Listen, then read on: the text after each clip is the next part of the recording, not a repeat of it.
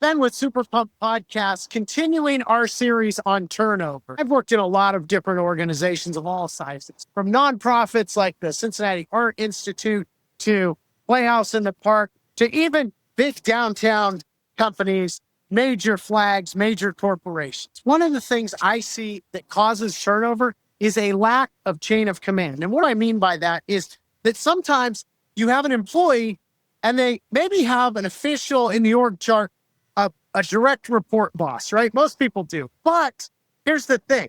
In many organizations, you also have other people up the chain or maybe sideways in the chain that also feel they have the right or responsibility to also direct that employee. I've been in restaurants where you have an owner who's giving one set of directions and you have a general manager who's giving another set of directions, and maybe you have an assistant manager that's saying another thing, and the frontline employee is like, wait a minute, what am I supposed to be doing here?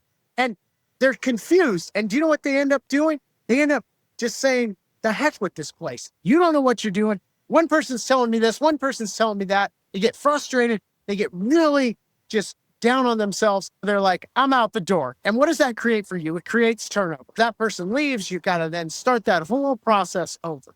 But if you can clean up your chain of command, and I have been guilty of this myself as an owner, nobody wants a meddling owner because it messes up chain of command and it confuses everything. I've actually, talking about turnover, I've lived it where I've created my own turnover just by my own stupidity and my own mistakes. Rather than trusting my managers, trusting my direct reports to do their job, and even trusting that they're going to trust their people down the line.